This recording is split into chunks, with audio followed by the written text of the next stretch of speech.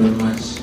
Good evening, ladies and gentlemen. I am honored to be on this panel with distinguished panelists. My name is Chagulanyi Seta. My real name is Chagulanyi Seta Robert.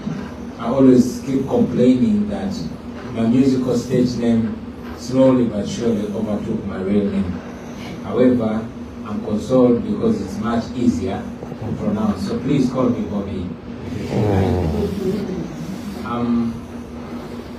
I strongly believe that I shouldn't be the one here, especially if in the room we have my extraordinarily strong wife, Barbara Chagulanyi.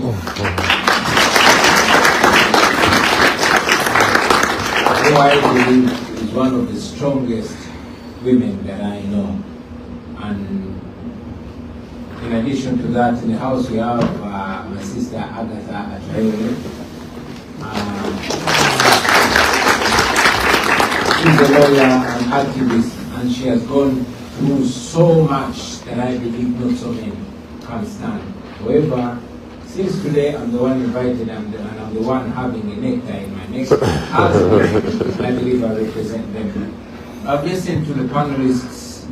However, I strongly believe that if it's to talk about repression, if it's to talk about gross human rights violations, if it's to talk about cross-border repression, if it's to talk about dictatorship, then Uganda should be the country to come first.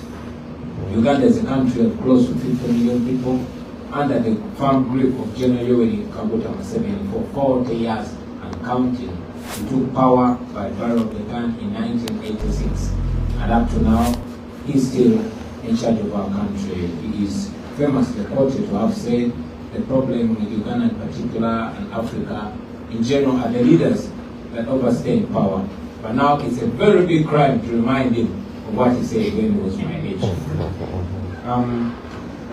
I am here not on invitation, not voluntarily. I'm here because I ran away, I escaped from my country. On January 15th, we had a presidential election, which I strongly believe we won. I was the main challenger of General Museveni. We had an election where the internet was switched off 2 days to the election, and it remained off for a week. We had an election where immediately after I cast my vote, I was put under house arrest with my wife. But before that, days before, many dozens of our party officials were rounded up and detained. My two deputy presidents, who are women, were abducted a day before the election, and they remained missing for 2 weeks. When they resurfaced, they told an ordeal of being detained in a military barracks supervised by General Museveni's son, Muhoozi Kainerugaba, who is actually the Chief of Defense Forces in Uganda. Many people were abducted, they've not been seen again. My deputy president for the Buganda region, the most populous region, had his house raided by the military. See, women play a big role in our elections. They are the organizers. And when somebody is running, we tend to have our tally centers where we collect the declaration of result forms. The women tend to play the most important role of compiling the results. Now the military raided the house of Honorable Mwanga Kibonge and shot into the house, killing 10 people in his house, 8 of which were women. Now I'm only talking about the ones that are known, but as we speak, thousands of our supporters are in jails. The difference between 2026 and 2021, because I ran in 2021 as well, is that in 2021 there was still a semblance of cover-up. However, in 2026, because the son of the president, who also doubles as the Chief of Defense Forces, the Army Commander, does not pretend to be a good dictator. He will kill people and he will take pride in it. He will post on social media about it. He was proud to post that I have killed 24 of National Unity Platform, which is the political party. I've killed 24 of NUP members, and I'm so willing, I'm looking forward to kill the 25th, which I want to be Bobby. Now Bobby is me. He ordered for my execution, and indeed my house was raided on the 16th of January, and I was lucky because we had gotten some good lessons of 2026. I played James Bond and escaped from my house. Yeah, it would be funny if it was inside. You know, I left my house a few days later. My house was raided again because my wife remained under house arrest. This time, the soldiers broke into my house, only men. They beat up my wife so bad and my other family members. They stripped her naked. Meanwhile, they were filming. And like I said, the son of the president, who also is the commander of the military, takes pride in torture, especially torturing vulnerable people like women. He was proud to post the image of my wife subdued on the floor with soldiers with guns. And he said, yeah, this is the picture when he captured Kabobi's wife, and she was forced to tell us where the husband was. I remained on the run. I mean, so much of that. It is not only happening with my wife. He abducted my bodyguard and long-term friend Eddie. We looked for him for 2 weeks. We complained everywhere until in the middle of the night he tweeted and said, don't look for him. I'm holding him in my basement and I'm teaching him Runyankole. Now, Runyankole is the language of the tribe where General Museveni comes from. And indeed, when Eddie showed up, he was all shaved, beaten, but unfortunately, when he was taken to court, he was not given a chance to go to the ICU in hospital. He was thrown in jail, and he's still in jail. Now, these stories have gone on and on and on and on and on and on. The repression, the abuse of human rights in Uganda is worse and worse and worse as it keeps going. When people talk about the same, I understand when you talk about Tanzania in Kenya, but like Trevor Noah one time joked, said in Uganda, it is worse.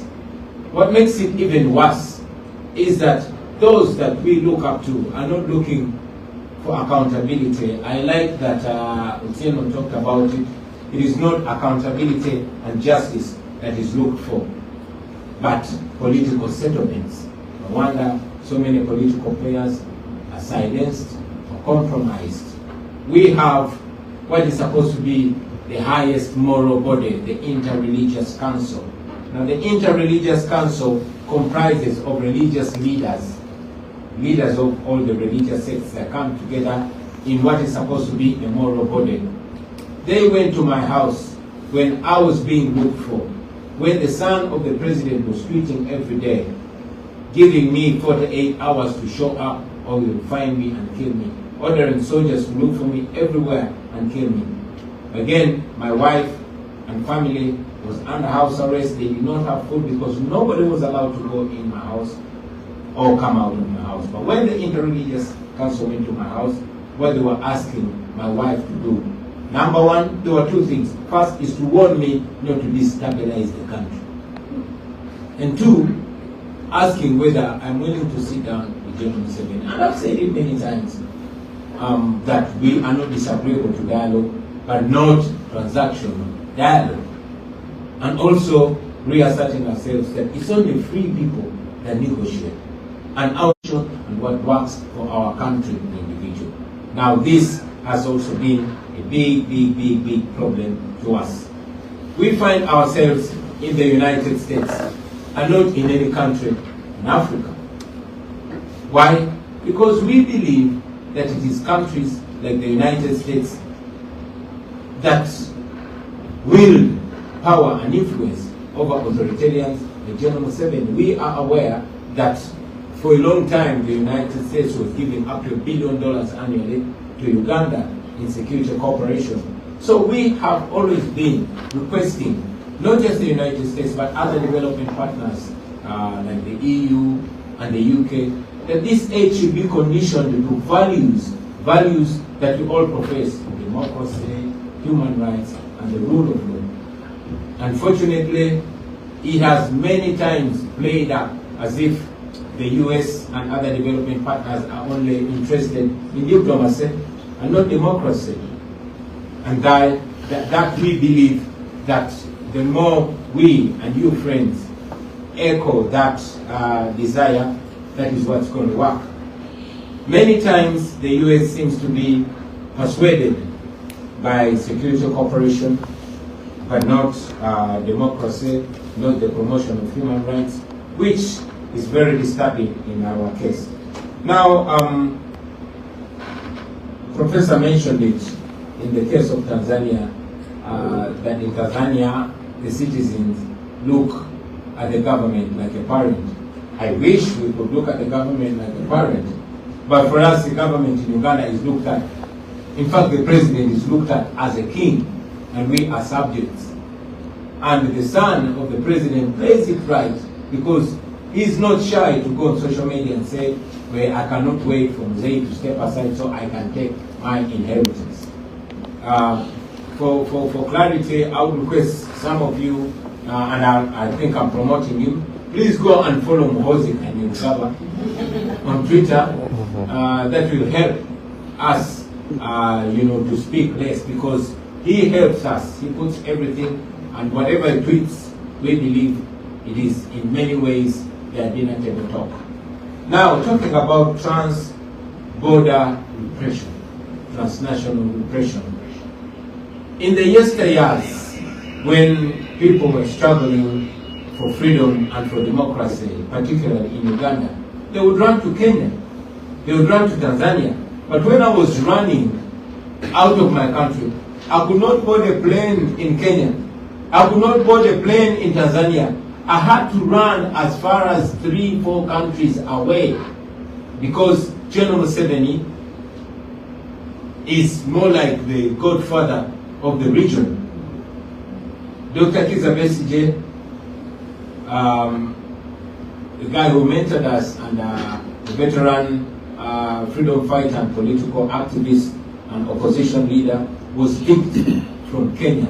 He was abducted from Kenya by the Ugandan security. He was driven across the border in a car trunk and only showed up in Uganda in a military court. This has happened many times. My sister Agatha is here. My brother from